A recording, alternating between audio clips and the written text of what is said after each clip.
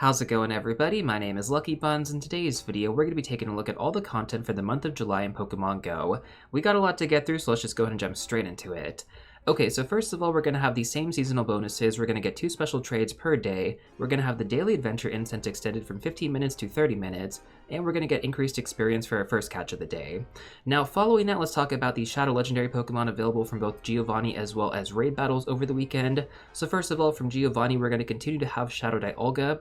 Now, this does require the use of a Super Rocket Radar, so if you guys don't actually have that item, you can't actually encounter Giovanni. Now, for those of you out there who do actually have a Super Rocket Radar, as far as meta relevance goes for Shadow Dialga, this Pokemon is going to be really good as a Dragon-type attacker. It does currently rank under Shadow Palkia, Palkia Origin Form, and Shadow Salamence, and it's about on par with Black Kyurem, Shadow Garchomp, Shadow Dragonite, and Dialga Origin Form. Now, when it comes down to Shadow Dialga as a Steel-type attacker in raid battles, it's about 5 points lower than Shadow Metagross with Meteor Mash, and it's definitely far worse than Zacian Crown Form. If you guys do actually want to check out a full list of all the best Steel-type Pokemon you can power up in Pokemon Go currently, it was just recently updated as well, you can check out this video on screen right now. Now, in terms of PvP, it does rank in the top 50 for the Open Master League, but you do want to ideally have the Hundo.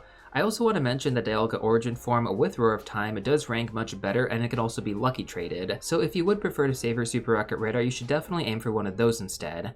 And there is a good chance we're going to see these Pokemon returning both Dialga Origin Form and Palkia Origin Form at the start of August during the Ultra Unlock Part 3. We'll talk more about that in the future though. Now, for anybody who's unsure how to actually stack your Super Rocket Radar, you guys can check out this quick video on screen right now. Next up, let's talk about the featured Shadow Legendary Pokemon available in raid battles over the weekend, and that is going to be Shadow Registeel.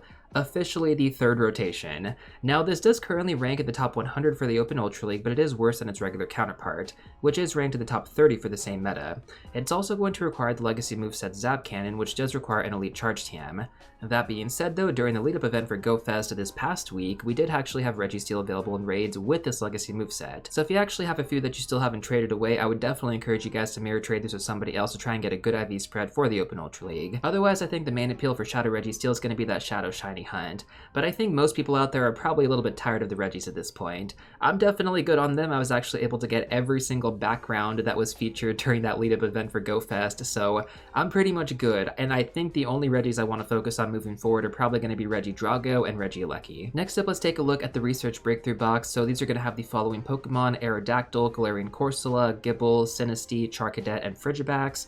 Every Pokemon except for Sinistea does have the potential to be shiny, and you do also have a chance to get a remote raid pass from these if you have no more than 2 in your Pokemon bag, although it is pretty rare. Now, I was actually lucky enough to get a Hundo Charcadet a few days ago, right before Go Fest actually started. I'm super stoked on it, but I actually have no idea what I'm going to evolve it into. It actually has a split evolution, Armarouge, and then Ceruledge, and I just don't really know what I'm going to do. So let me know in the comment section down below what you would personally pick and what you think I should go with. Following that, let's take a look at legendary raids during the month of July. So first of all, we're going to have Cobalion from June 30th to July 8th. Now, all the Swords of Justice are actually going to be featured during this month of Pokemon Go, but unfortunately, it doesn't look like their legacy moves are going to be included this time, which means you will have to use Elite TMs to get Sacred Sword on them respectively. Now, specifically looking at Cobalion, this Pokemon is going to be great to build for the Open Ultra League if you do actually trade to get a good IV spread, as it currently ranks in the top 30 right now. Following that, we're going to have Solgaleo taking place from July 8th to July 14th. This is actually the first time Solgaleo will be available in raid battles, and I'm totally here for it. Previously, the only way to get this Pokemon was after evolving it from Cosmog, its base stage form, and those were only released a few times in Pokemon Go through like special research. Now, in terms of meta relevance, Solgaleo actually does really well in the Open Master League right now, ranking at number 4 in the overall meta. This is also even better than its fusion form, Duskmane Necrozma. I think that's actually really interesting. Unfortunately, the shiny isn't going to be available during this rotation, but this will be a really important Pokemon to pick up if you guys actually need extras for your Necrozma fusions. Next up, we're going to take a look at Terrakion, available from July 14th to July 22nd. This is going to be the best fighting type attacker in the game, non-mega, non-shadow. Now, like I mentioned earlier, you will have to use an Elite TM to get Sacred Sword if you do end up getting a good IV spread, but I think it's totally worth it. When it comes down to fighting types, Mega Lucario, Terrakion, and Shadow Conkeldurr are what I use the most these days. Now, following that, to complement Solgaleo earlier, we're going to have Lunala available from July 22nd to July 28th.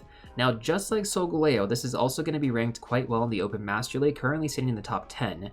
its fusion form Dawnwings does actually rank slightly better, but not by much. Now Lunala is also going to be the best non-mega, non-shadow, non-fusion ghost type attacker in the game, so if you did happen to miss Necrozma during the last rotation, which was last December, you can always use these as ghost type attackers just by themselves. To put things into perspective, Lunala actually ranks better than Giratina Origin form as a ghost type attacker right now with Shadow Claw plus Shadow Ball. I'm pretty sure a lot of you guys out there, especially returning players, are probably familiar with Giratina Origin form, because that Pokemon was like one of the best ghost type attackers for a very long time. That being said though, Dawnwings Necrozma is significantly more powerful than both of them, so if you decide to invest into either of these and power them up, they're going to be good standalone options, but you should not fuse them later on. The ones that you should fuse are just going to be like the regular level 20 ones you get from raid battles. Like, it doesn't even matter if they have bad IVs, because again, everything's going to be based on Necrozma. I felt like that was really important to mention, especially for like new and returning players watching this right now, because Lunala is going to be a great addition to your ghost type raid team, but if you spend too many resources on it, that's going to take away from your Dawnwings Necrozma in the future when that Pokemon eventually comes back. Now finally, to conclude the Swords of Justice, we're also going to have Virizion available from July 28th to August 4th. This Pokemon does currently rank in the top 60 for the Open Ultra League, so slightly worse than Cobalion, but still very much meta relevant. It's going to be another great Pokemon you guys should definitely mirror trade in the hopes of actually getting a good IV spread. I actually did power this one up, and it's actually been pretty fun to run. Even though I didn't power up my Cobalion yet, I mean, both of them are just excellent. They have been for quite some time. Now once again though, without the Legacy move being available, I wouldn't recommend using more than your free passes on these, and then if you do happen to get a good IV spread, you know, from the ones that you do get and then you mirror trade them, then of course, you know, give it the Elite TM for Sacred Sword and you can power it up. But otherwise, I mean, there's not a huge incentive to do this unless you just want to go for that shiny. Now with that being said, I do feel like we've had the Swords of Justice featured quite a few times over the years in Pokemon GO, to the point where I was able to get a good IV spread on both Cobalion and Virizion just because they came back so many times and I just had that many to trade. I don't use premium raid passes on these Pokemon, keep that in mind. These are all from free passes. I typically only use my premium raid passes on like really good Pokemon like Zacian, Crown Form, Necrozma, stuff like that. Stuff where you actually get energy for it, and then you can also get a good IV spread. Like, the value is just so much better on those, especially as a free-to-play player. Now with that being said, we are also going to have raid hours taking place every Wednesday from 6 to 7 p.m. local time. Typically, whichever legendary Pokemon is in rotation is going to be the one featured during that respective Wednesday. So for example, on the 2nd, we're going to have Cobalion, on the 9th, we're going to have Solgaleo, on the 16th, we're going to have Terrakion, 23rd, Lunala, and then finally on the 30th, we're going to have Virizion. Now for those of you out there who are unfamiliar with how raid hours actually work, most gyms are going to have the featured Pokemon appearing and the raids are going to reset after about 25 minutes, which means you can actually hit the same gyms again at the half-hour mark. I would also strongly encourage you guys to check out Campfire for any local meetups before the event. Typically in my own local community, we always get a lot of people out for raid hours. Next up, let's go over the Mega Raid rotation. So first up, we're going to have Mega Aggron available from June 30th to July 8th. Mega Aggron actually turns into a pure Steel type when Mega Evolved, so it's not exactly the best Pokemon to use for candy farming if you do have other Steel type Megas available, but if you don't, it's better than nothing. Next up, we're going to have Mega Charizard X available from July 8th to July 14th. This is actually the best fire type attacker in the game is Mega Charizard Y, which you will actually be able to use despite this specifically being the X form. So I would definitely farm extra energy on this if you can, because it has been one of my most used Megas. I've actually used Mega Charizard Y to solo certain legendary raid bosses, and I've also used both the X and the Y forms for candy farming. Mega Charizard Y takes on the dual typing of Fire and Flying, and Mega Charizard X takes on the dual typing of Fire and Dragon. Honestly, incredibly useful Pokemon. Following that, we're going to have Mega Blastoise available from July 14th to July 22nd. If you don't have any other Water-type Mega Pokemon, you should definitely make sure to pick this up. Otherwise, outside of the Mega Pokedex entry, I almost never use Mega Blastoise for anything. There are just better Water-type Megas out there for raids and then also for candy farming, right? Because Mega Blastoise only takes on the single typing of Water. To round things off for the Kanto starters, we're also going to have Mega Venusaur available from July 22nd to July 28th. Mega Venusaur is the second best grass type attacker in the game, and it also has the dual typing of grass and poison, which is fantastic to use for candy farming during certain events. And finally, our last Mega Pokemon in rotation is going to be Mega Aerodactyl, available from July 28th to August 4th.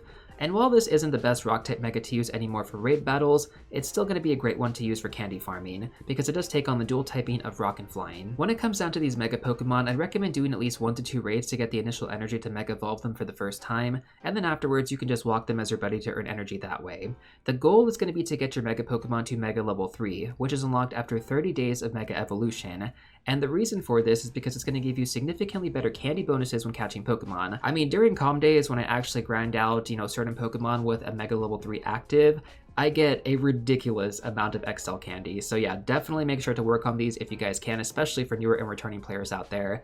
As a free-to-play player, it does take a really, really long time, but it's definitely doable. You just gotta get started. Moving on, let's take a look at max battles during this month, and we actually have a few new Dynamax Pokemon featured. The first one is going to be Dynamax Shuckle, available from June 30th to July 6th.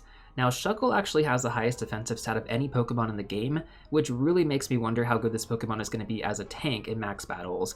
Its HP stat isn't that great, but with Max Guard fully maxed out, this might actually be worth investing into. We're gonna have to wait and see how people actually run this and if it is actually good, but you know, just looking at it on paper right now, I gotta imagine it's gonna be a great tank. Now on top of that, Shuckle is also going to be a great gym defender thanks to its low CP and high defense, so I'll definitely be doing these when I can.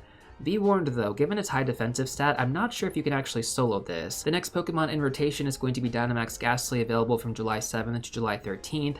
I'd only really do these if you want to farm Ghastly candy for the Gmax form, otherwise I'd probably just skip it. The next Pokemon is going to be Dynamax Whelmer, available from July 14th to July 20th.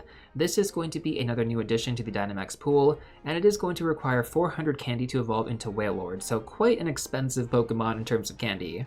But this could actually be a fun alternative to Blissey because Wailord actually has a really high HP stat. That being said though, if you already have Blissey powered up, I wouldn't really worry about this too much because Blissey is the GOAT. From July 21st to July 27th, we're going to have Dynamax Darumaka, and I'd only really do these if you guys want a temporary fire type attacker to use for max battles.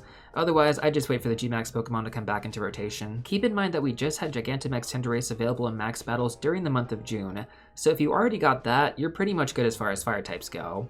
Now finally, the last Pokemon is going to be another new one that's going to be Dynamax Kabuto, available from July 28th to August 3rd. I cannot think of a reason why you should do these. Like, literally, I cannot. It's just not useful in anything. Now, all these Pokemon are also going to have max hours that take place every Monday from 6 to 7 p.m. local time, so if you are struggling to track down a certain Pokemon, this will make it easier to focus on that hunt.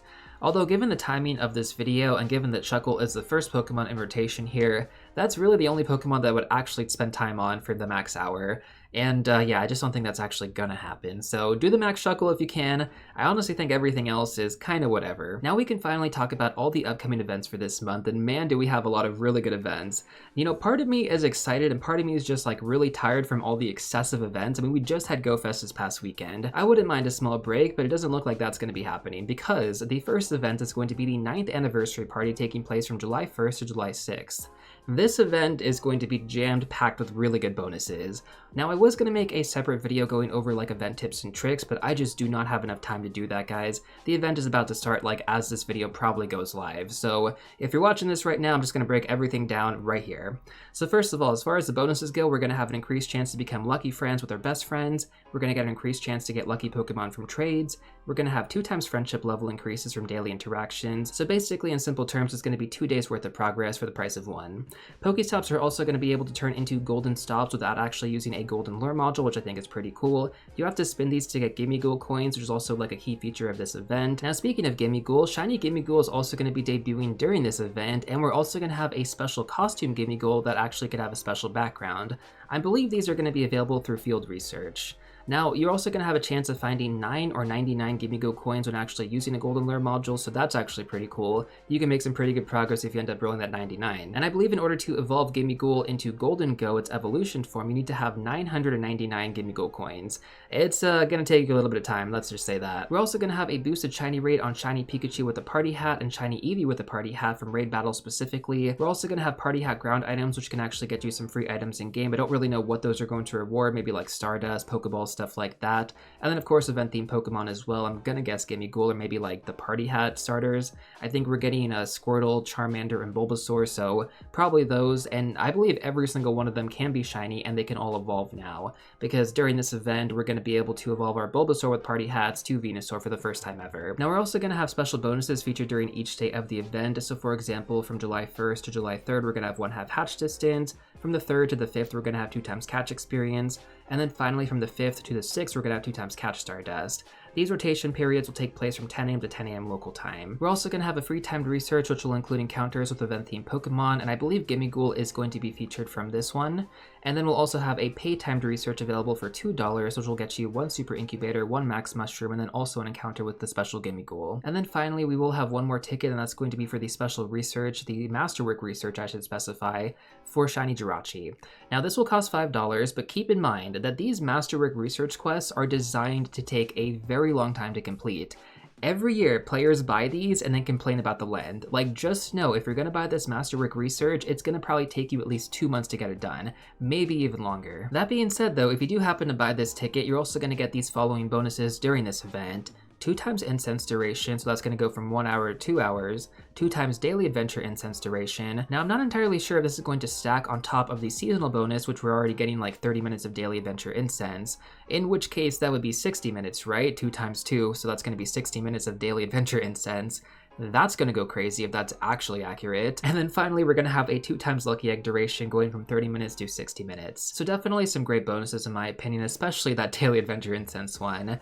And also, for those of you out there who bought the ticket for the Hoenn Tour a few years ago, even though you can't buy this ticket again because you can't get a second shiny Jirachi, you are actually going to get access to these special bonuses during this event. And so with that being said, that pretty much covers all the event information for the 9th anniversary party. I really wish I could have gone into this one in more detail because this event is seriously amazing. There were so many good bonuses, but unfortunately, just the timing of it really wasn't great. Go Fest was literally yesterday, so yeah, I'm tired from that, and not having enough time with all the Go Fest content I was working on. Yeah, there was just no way I was going to get this done. But I do wish you guys the best of luck during this event, and overall, I think when it comes down to the Masterwork research, I think if you want to get a shiny Jirachi, it's worth it. If you don't really care that much for it, you don't want to spend $5, like honestly, don't worry about it. Same thing with the paid timed research, I wouldn't worry about that either. You can totally take advantage of the free bonuses during this event and make a lot of gains. Now following that, we're going to have another jam-packed event over the weekend. That's going to be Eevee Com Day. It's going to be a 2-day event with the event hours being 2 to 5 p.m. local time on both days. So think of it like a normal Com Day, right? We're going to get increased Eevee encounters, we're going to get the boosted shiny rate of 1 out of 25,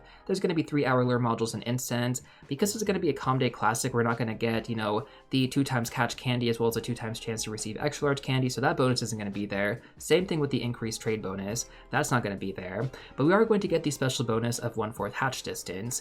Not exactly a great bonus if you ask me, but overall Eevee is kind of like the main point of this event. There are so many other things to pay attention to.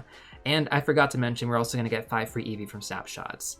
Now, as far as the special Com Day movesets go, it's going to be the same ones that we got during the initial Eevee Com Day, which I think was in 2018. So yeah, it's kind of been a while. And then we had a second Com Day Classic. I think that was 2021. I don't remember. It could have been 2021. But as far as the special Com Day movesets go, on Eevee, when you catch it, it's going to have Last Resort. When you evolve to Vaporeon, it's going to have Scald. Jolteon's going to have Zap Cannon. Flareon's going to have Superpower, Espeon's going to have Shadow Ball, Umbreon's going to have Psychic, not Last Resort, Leafeon's going to have Bullet Seed, Glaceon's going to have Water Pulse, and then finally Sylveon's going to have Psyshock. I do really wish you could actually get Last Resort on Umbreon just because that's so much better for it than Psychic is, but alas, it is what it is. Now when it comes down to the special evolution requirements, if you guys do actually want to know how to evolve all the Eevees in the normal way, you can check out this quick video on screen right now. But I do want to specify, there are going to be some reduced requirements for the following Pokemon. For Espeon and Umbreon, you won't have to walk 10 kilometers as your buddy during this event, only 1 kilometer to actually evolve it. For Espeon, you have to evolve during the day, for Umbreon, you have to evolve during the night, and then for Sylveon, normally it requires 70 hearts to actually evolve it as your buddy, but during this event, it's only going to be 7 hearts. So that is a massive, massive win. Sylveon is the most difficult and frustrating Pokemon to evolve, and there's so many different costume variants, so if you guys are like into collecting costumes or shinies or whatever it is, like Sylveon takes forever to complete.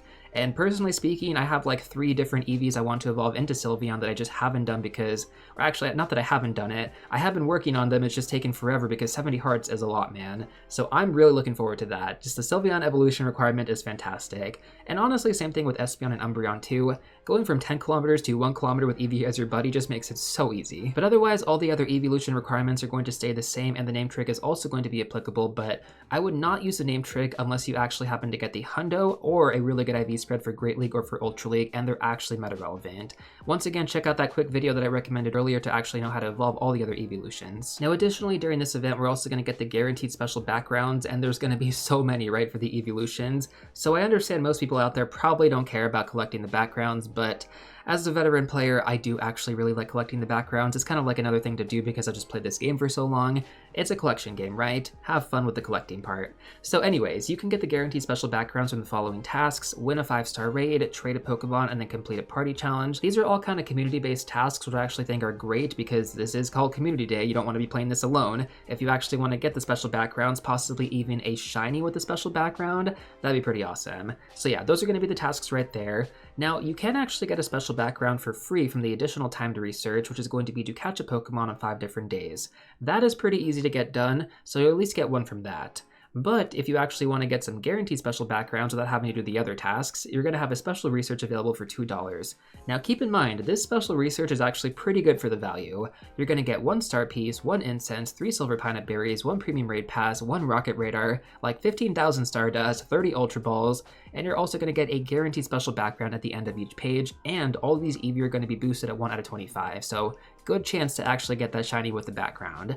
I don't think you need to get this ticket, but if you want to, I mean, it's definitely worth its value. Even though I already have all my Hundo Eevees, and that took me forever to get, by the way, like my last one was Hundo Flareon, and I evolved so many Hundo Eevees. I kept getting Vaporeon and Jolteon. I finally got a Flareon. So during this event, I'm most likely going to be paying attention to Hundo callouts, and if I can get a Shundo Eevee.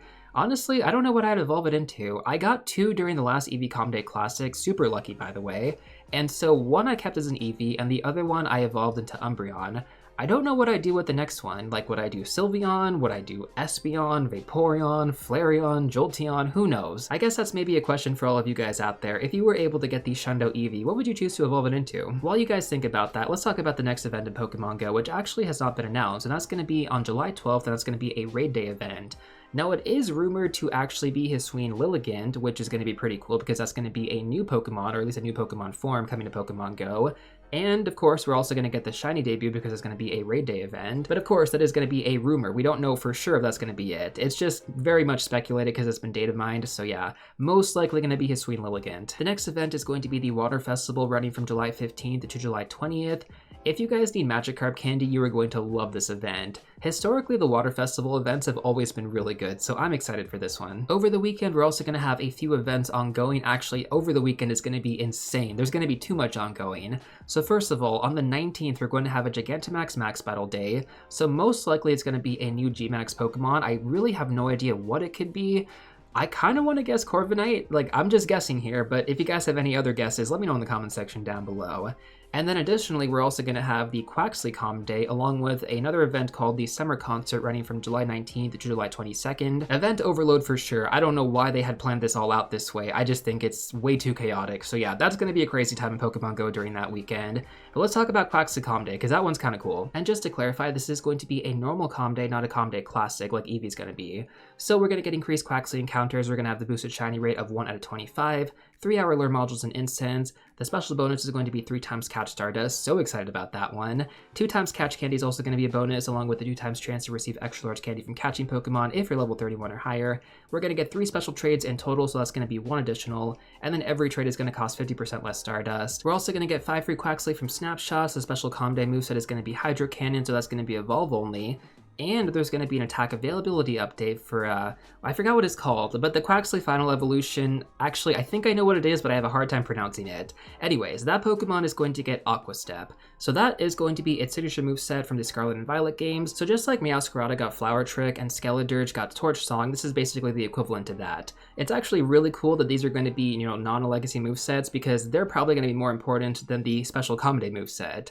So most likely, I would have to imagine Aqua Step is going to be better than Hydro Cannon, in which case, I don't know that you would necessarily want both, but again, we'll have to wait and see how that all kind of looks in PvPoke. And just like the other Day event, we're also going to get these guaranteed special backgrounds from a win a 5-star raid task, trade a Pokemon, and complete a party challenge. We'll also have the same free time to research with a special background after catching a Pokemon on 5 different days. And we're also going to have the special research ticket available for $2, which once again, same bonuses as I mentioned earlier. This is pretty good if you want to just get the premium items or if you just want to get the backgrounds at the end of each page. Or all of the above, actually. And yeah, that's pretty much Quaxly Day in a nutshell. Overall, it's going to be pretty exciting. It's going to be a brand new shiny coming to Pokemon GO, so looking forward to that one. But overall, this weekend in Pokemon GO is going to be insane, man. We have the Water Festival, the Summer Concert, G-Max Max Battle Day, Quaxly Day. Damn, yeah, we're not going to get any breaks, are we? Now, following that on July 26th and July 27th, we're going to have a Max Battle weekend. Probably like a Dynamax legendary of some sort. I want to guess maybe Latios and Latias, just because they were teased in the trailer for this season of Pokemon Go, and I think that's like the only thing I could really guess right now. So yeah, probably gonna guess those two. And then finally, the last event of this month is going to be the Adventure Week event running from July 29th to August 3rd. So during this event, we can most likely expect to see increased experience from spinning new Pokestops along with a bunch of fossil Pokemon. Again, all the details when they eventually get released, I'll probably have time to actually go through and make event tips and tricks videos for all these events. I just couldn't get around to the 9th anniversary event because it was just too short term. Now with that being said, I'm sure some of you were wondering why there were some gaps in between events, and that's actually because we're supposed to get a few Ultra Unlock events from GoFest during July. The first one is going to run from July 8th to July 13th, and that's going to be the Hisuian Celebration event. As the name would suggest, I would imagine this is going to feature a wide range of Hisuian Pokemon. Hopefully Hisuian Zorora is going to debut during this event. That would be amazing. A few moments later. Actually, that is exactly what's going to be happening. I just saw right now that they just posted the event info for this one, and oh my goodness, this looks crazy good. Okay, so I'm just going to run through this really quick. We'll definitely spend more time going over this in a separate video, but yes, we are going to get Hisuian Zorora during this event, and that's going to be awesome. It's definitely a super cool Pokemon. I just got like done playing Legends Arceus and 100%ing that game recently, so I really like this Pokemon now. And the evolution also just looks so sick. So let me run through this real quick. We're going to have the shiny boost on Hisuian Voltorb and Quillfish or Gothquill. And also from Unknown and Raid battles, it looks like just Unknown U is going to be featured. Now we're also going to get the special bonuses during this event of 4 times experience on catching Pokemon and 4 times Stardust for catching Pokemon. You know how I always tell you guys not to use your star pieces and lucky eggs during, 2 times catch Stardust and 2 times catch experience spotlight hours? This is why. This event right here, if you actually saved your lucky eggs and star pieces, you can cash them in and get so much Stardust and so much experience with those excellent throws. Yeah, it's going to be a really good event. Now we do actually have another Ultra Unlock event. I believe it's going to be part 2. This is going to take place from July 22nd to July 27th, and it's going to be called the Steel and Scales event. I really have no idea what fits the criteria for Steel and Scales. I mean, Steel type, right? And then Scales maybe like Dragon something? I don't know. I'm probably pretty far off, so yeah, please let me know in the comment section down below what you guys actually think this could be. Now with that being said though, we have gone through all the events for this month. Again, a lot of really good stuff to look forward to, but now let's talk about the Spotlight Hours to round things off. So these are going to be taking place every Tuesday from 6-7 p.m. local time, and shiny forms will be available on all the featured Pokemon. So first up, we're going to have Pikachu with a party hat, and the special bonus is going to be 2 times catch Stardust on July 1st. So that is literally today. Most of you are probably going to watch this video after the Spotlight Hour already happened, but if you're watching this before, and thank you for being early, if you want to work on your Platinum Pikachu medal or to hunt down that rare costume Pikachu shiny, you'll definitely want to play this Spotlight Hour. Now keep in mind, the catch rate on Pikachu probably isn't going to be increased, which means it's going to be really difficult to catch these. And I'd have to imagine, just like myself, most of you out there probably depleted your Ultra Ball supply after GoFest, and rightfully so, it was a big event. So this might be kind of tough to get through. Moving on though, for the next Spotlight Hour on July 8th, we're going to have Voltorb and Hisuian Voltorb, with the special bonus being 2 times catch experience. Now when evolved to Hisuian Electrode, this does rank in the top 150 for the Open Great League, but outside of that, there isn't like a big reason to play this one unless you're just trying to get the shiny. And personally speaking, I have like 7 shiny Hisuian Voltorb, so I'm going to be skipping it. The next Spotlight Hour is going to be taking place on July 15th, and that's going to feature Phoebus or Feebas. I really don't know how you guys pronounce this one. I have gone back and forth on the pronunciation so many times. Is it Feebas or is it Phoebus? Please someone let me know in the comment section down below so I can put an end to this. Anyways, the special bonus is going to be 2 times catch candy, and I actually don't remember the last time that we saw Feebas during an event, but you'll definitely want to hunt this one if you are still missing that shiny. And I'm pretty sure this is going to go hand in hand with the Water Festival, because outside of that, I have not seen Feebas in an event for so long. So anyways, in terms of meta relevance, when evolved to Milotic, this is ranked in the top 200 for the Open Ultra League, and in order to actually evolve this Pokemon, you need to walk 20 kilometers with Feebas as your buddy. Now following that, on July 22nd, we're going to have Jigglypuff with a special bonus of 2 times transfer candy. When evolved to Wigglytuff, this does rank in the top 100 for the Open Great League, so definitely a good Pokemon to pay attention to. Otherwise, if you don't really care that much about PvP, if you still want to get the shiny, it does look pretty nice with those green eyes. Now in terms of the special bonus being 2 times transfer candy, what I would do is I'd group together all of your rare Pokemon, extra legendaries leading up to this event, and then you can transfer them all in one go once the event starts. Super easy as long as you get this done ahead of time. Now personally speaking, I already have a Great League spread for Wigglytuff that I already built, and I already have the shiny, so yeah, I'm probably going to skip this one. Now finally, our last Spotlight Hour is going to take place on July 29th with the featured Pokemon Roggenrola and the special bonus 2 times Evolve experience. Now when evolved to Gigalith, this is going to be a decent rock type attacker, but it does cost 250 candy to evolve it all the way up from Roggenrola. Now, Roggenrola does actually benefit from the trade candy discount for evolution, but only on a second stage form, which is going to be Boldore. So this does mean you're going to have to still spend 50 candy per Evo. Not exactly cheap if you ask me. I think if you're like a newer player or somebody who just doesn't have any good rock type options in Pokemon Go currently, you could catch, trade, and evolve high level Roggenrola in order to build some temporary attackers, and then you could just replace them later on as you get access to better rock types. And then when it comes down to the special evolve bonus, if you did hold on to any Carablast or Shelmet from the Go Fest event, you can mirror trade these and then evolve them for free. Like instead of 200 candy, it's just going to be a free evolution, just like that. If you only have a few of these, I'd just evolve them during the event without a Lucky Egg, but if you can gather like close to 70 evolutions in a Surge Tag, you should definitely drop a Lucky Egg to capitalize on that experience. And of course, if you can, coordinate any friendship level ups during this time as well to really maximize that Lucky Egg. And so with that being said, that pretty much covers all the event information for the month of July in Pokemon Go. Overall, looks like we're going to have another jam-packed month of content, and I can't tell if I'm looking forward to it or I'm kind of burnt out. Is that just me? Am I the only one burnt out after Go Fest this past weekend? I feel like I need like at least a few more days after a big major event like that, but this year we just jumped straight into the 9th anniversary event, followed by a bunch of other really good events. And I totally understand, it's a good problem to have, but man, as a content creator, I just feel like I've had no time to breathe lately. If I'm being completely honest here, I feel like I've had to decide between making content sometimes and actually playing the game. There is just so much to keep up with these days, and again, like I know it's a good problem to have, especially when it comes down to game content, but it is times like these as both a content creator and someone who does actually like playing Pokemon Go, where I do get envious of all the content creators who do have editors and also get access to the event info early, because at least they can like prepare this event info stuff ahead of time. Anyway, small rant aside, if there is something you guys are looking forward to, let me know in the comment section down below, and of course, if you guys do want to check out some more content, I'm going to recommend these two videos right here. But before you go, don't forget to smash that like button, subscribe, and I'll see you all real soon in the next one.